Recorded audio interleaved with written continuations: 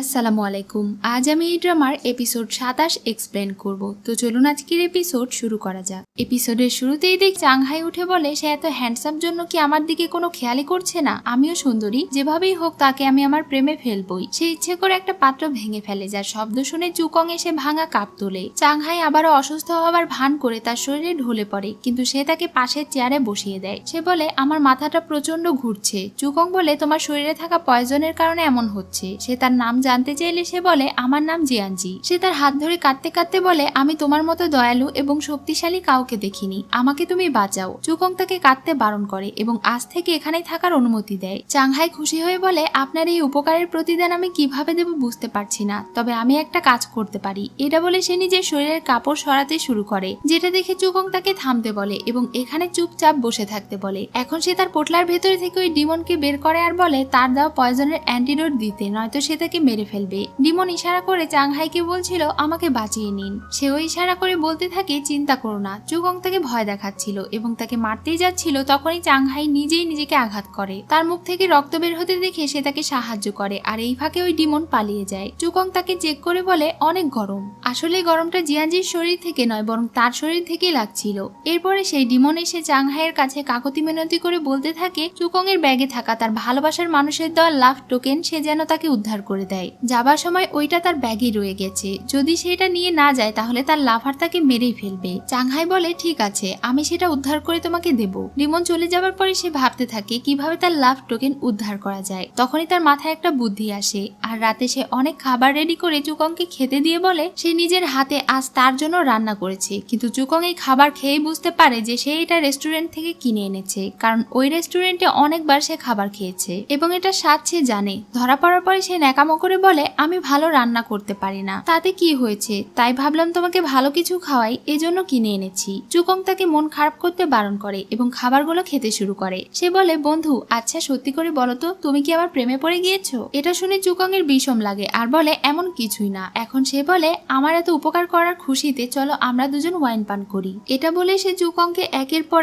এক কাপ ভরে ভরে ওয়াইন খাওয়াতে থাকে। এভাবে সে তাকে 20-30 গ্লাস ওয়াইন খাইয়ে ফেলে, যার ফলে সে নেশায় প্রায় অচেতন হয়ে পড়ে। এই সুযোগে সে তার ব্যাগ চুরি করতে যায়, কিন্তু তখনই চুকং তার হাত ধরে ফেলে আর বলে আজ তুমি যেই ওয়াইন তৈরি করেছো সেটা অনেক টেস্টি ছিল, এখন আমি ঘুমোতে যাচ্ছি। অনেক চেষ্টা করেও চাংহাই তার ব্যাগ নিতে পারে না। পরদিন সকালে চুকং অনেক পাওয়ারফুল টেকনিক প্র্যাকটিস করছিল, যেটা দেখে চাংহাই তার অনেক প্রশংসা করে। এখানে সে আবারও চুকং এর ব্যাগ চুরি করার চেষ্টা করে, কিন্তু আবারও সে তাকে ধরে ফেলে। তখন সে আবার অসুস্থ হবার নাটক করে, কিন্তু এবার তার নাটক চুকং ধরে ফেলে আর তার কপালে মেরে বলে এরপর থেকে আর কখনো আমাকে মিথ্যে বলবে না। রাতে যখন চুকং গোসল করছিল তখন সে তাকে কাপড় দেওয়ার বাহানায় ওই ব্যাগ নিয়ে পালিয়ে যায়, যেটা চুকং দেখে ফেলেছিল।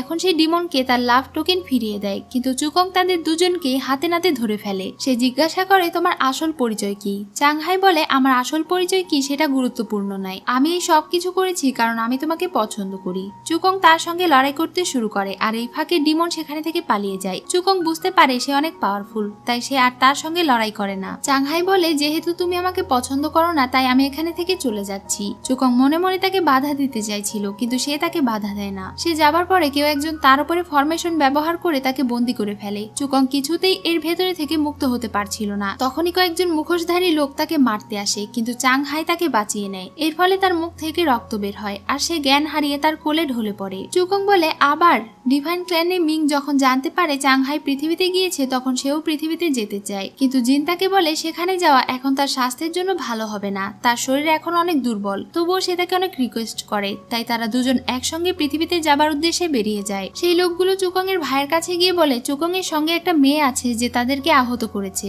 এটা শুনে তার ভাই অবাক হয়ে যায়, কারণ সে আজ ইচ্ছে করে তার ভাইয়ের উপরে অ্যাটাক করিয়েছিল যেন তার পাওয়ার কিছুটা কমে যায় আর সে মলু ডিভাইন ক্ল্যানে যেতে না পারে। এদিকে চুকং চাংহাইকে পাওয়ার দিয়ে ঠিক করে এবং সে তার যত্ন নেয়। চাংহাই খুশি হয়ে তাকে ধন্যবাদ জানায়। চুকং তাকে নিজের খেয়াল রাখতে বলে আর তার জন্য অ্যান্টিডোট নিয়ে আসতে ডিমনকে ধরতে চলে যায়। আবারও তার সঙ্গে থাকতে পেরে তো চাংহাই ভীষণ খুশি ছিল। সে তার বাড়িতে থাকছিল এবং দিন রাত চুকং এর ফিরে আসার জন্য অপেক্ষা করছিল। সে তাকে অনেক মিস করছিল। শেষ পর্যন্ত তার অপেক্ষার অবসান ঘটে। চুকং তার জন্য অ্যান্টিডোট নিয়ে ফিরে আসে এবং তাকে এটা খাইয়ে দেয়। চাংহাই বলে এখন আমাকে বলো তুমি অ্যান্টিডোট কোথায় পেলে? চুকং বলে সে একটা ডিমনের সঙ্গে লড়াই করে এটা নিয়ে এসেছে। এখন ডিমনরা তার উপরে ভীষণ রেগে আছে, তার তো কোনো কিছু হবে না, কিন্তু তার শুধু জিয়ানজিকে নিয়ে ভয়। সে যেন কিছুদিন এখানে এখানেই থেকে যায়। জিয়ানজি বলে চিন্তা করো না, তুমি না বললেও আমি এখানে থেকে যাব, দেখি তো আমাকে কে মারতে আসে। এটা শুনে তো আড়াল থেকে চুকং অনেক খুশি হয়ে যায়। জিয়ানজি বলে তুমি নিজের প্রাণ বাজি রেখে আমাকে বাঁচিয়েছো, কিন্তু তুমি তোমার আসল পরিচয় এখনো লুকিয়ে রেখেছো,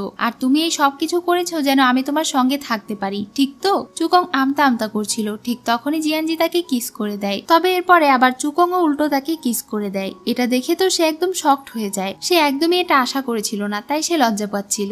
চুকং এই কাজ করে আবার বলে তুমি যা করেছো আমিও তাই করেছি, এখন শোধবোধ। জিয়ানজি বলে তাহলে কি তুমি চাও যে আমি সবসময় তোমার সঙ্গে থাকি? চুকং বলে এত সহজ না, তুমি যদি আমার কাছে কাকুতি মিনতি করে বলো যে আমাকে বিয়ে করো তাহলে হয়তো আমি ভেবে দেখতে পারি। জিয়ানজি বলে আমি তোমার কাছে কেন নত হব? তুমি তো এখন পর্যন্ত তোমার আসল পরিচয় দাওনি। সে বলে তুমিও তো তোমার আসল পরিচয় দাওনি। এরপরেই সে আবার বলে আমি জানি আমার পছন্দ খারাপ হতে পারে না, আমরা দুইজন একদম পারফেক্ট ম্যাচ, এগুলো বাদ দাও। জিয়ানজিও এই সুযোগই বলে ঠিক আছে, তাহলে আমাদের পরিচয় কোনো ম্যাটার করে না। চুকং তার কানে কানে বলে আমি তোমাকে পছন্দ করি। তাদের দুজনেরই আনন্দ যেন আর আটকে রাখতে পারছিল না, তারা একে অন্যের সঙ্গে অনেক বেশি খুশি ছিল। এরপর থেকে তাদের দুজনের প্রতিটা দিন স্বপ্নের মতো কাটতে থাকে। তারা একসঙ্গে খায়, একসঙ্গে লড়াই প্র্যাকটিস করে, একসঙ্গে সময় কাটায়, একসঙ্গে খুনসুটি করে, এভাবে অনেক আনন্দে তাদের দিন কাটছিল। একদিন তারা দুজন ঝর্ণার নিচে বসেছিল। জিয়ানজি তাকে বাঁশি বাজিয়ে শোনাচ্ছিল। তার বাঁশির সুরের মধ্যে অনেক কষ্ট মাখানো ছিল। সে বলে আমার বাবা আমাকে এটা বাজানো শিখিয়েছিল। তার মারা যাবার পরে থেকে যখনই আমার তাদের কথা মনে পড়ে তখনই আমি এই বাঁশির সুর বাজাই। সে বলে চিন্তা করো না, আজ থেকে আমি সবসময় তোমার পাশে থাকবো।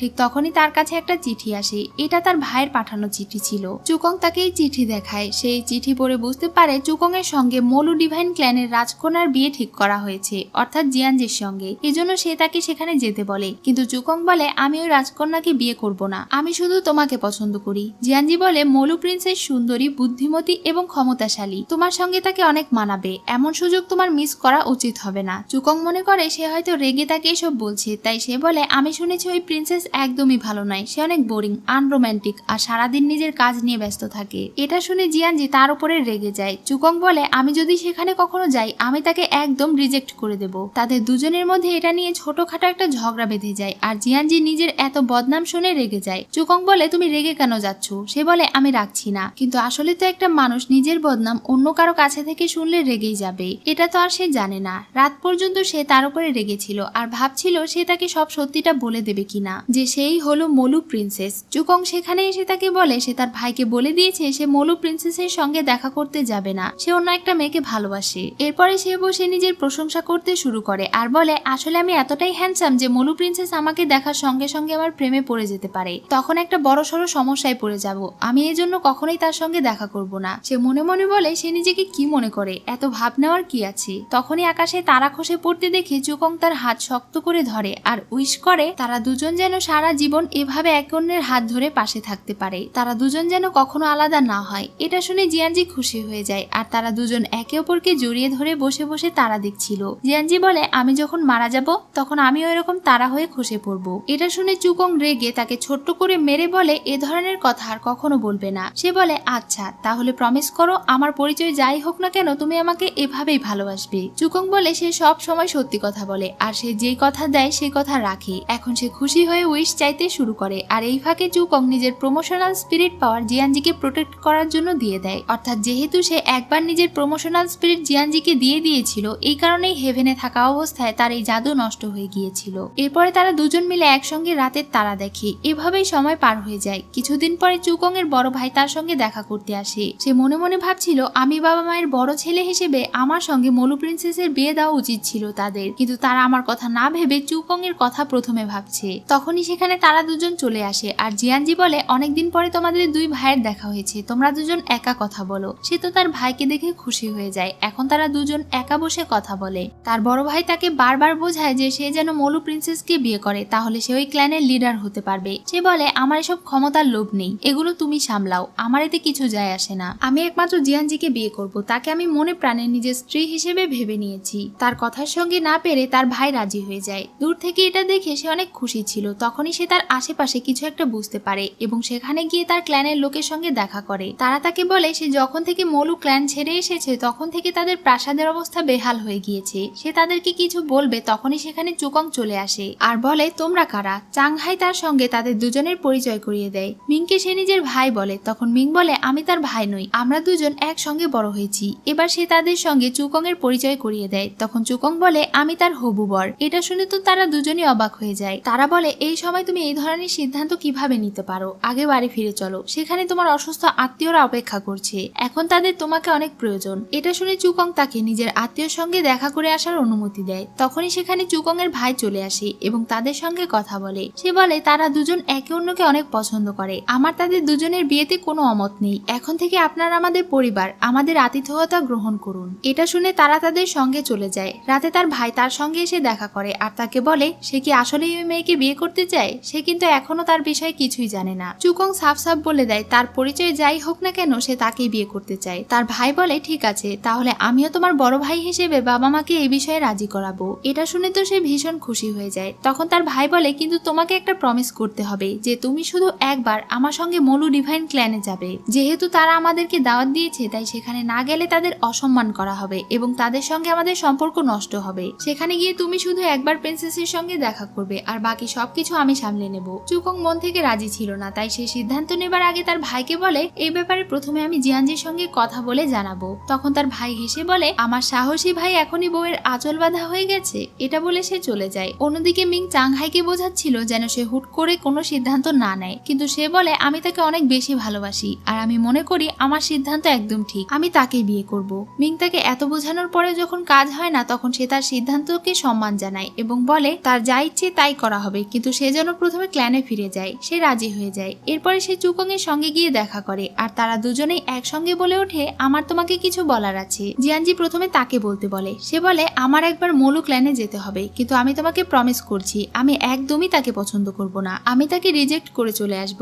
সে রাজি হয়ে যায় আর বলে আমি ওই ফাঁকে কিছুদিনের জন্য আঙ্কেল জিনের সঙ্গে আমার পরিবারের সঙ্গে গিয়ে দেখা করে আসতে চাই আর তাদেরকে আমাদের বিয়ের ব্যাপারে বলতে চাই। চুকং বলে আমিও ফিরে এসে তোমার বাড়িতে আমাদের দুজনের বিয়ের প্রস্তাব পাঠাবো। এখন তারা দুজনেই খুশি ছিল এবং একই সঙ্গে মন খারাপও ছিল, কারণ তারা দুজন বেশ কিছুদিনের জন্য একে অন্যকে আর দেখতে পারবে না। এরপরে তারা দুজন একে অন্যকে বিদায় দেয় এবং ঘুমোতে চলে যায়। পরদিন সকালে চুকং আর তার ভাই রেডি হয়ে মলু ডিভাইন ক্ল্যানে চলে আসে। আঙ্কেল জিন তাদের দুজনকে স্বাগত জানায়। চুকং তার চেহারা ঢেকে সামনে এগোচ্ছিল যেন প্রিন্সেস তার চেহারা দেখতে না পায়। এখন তারা দুজন প্রিন্সেস চাংহাইকে সম্মান জানায়। ঠিক তখনই প্রিন্সেস তাদের দুজনকে মাথা তুলতে বলে। তারা দুজনেই তার দিকে তাকিয়ে শকড হয়ে যায়, কারণ এটা আর কেউ নয় বরং চুকং এর ভালোবাসার মানুষ ছিল, অর্থাৎ জিয়ানজি হলো এত বড় রাজ্যের প্রিন্সেস চাংহাই। আর এখানে আজকের এপিসোড শেষ হয়ে যায়। সো ভিউয়ার্স, আজকের এই এপিসোড আপনাদের কেমন লাগলো তা অবশ্যই কমেন্ট করে জানাবেন। আর নেক্সট এপিসোড আসা পর্যন্ত সবাই ভালো থাকবেন।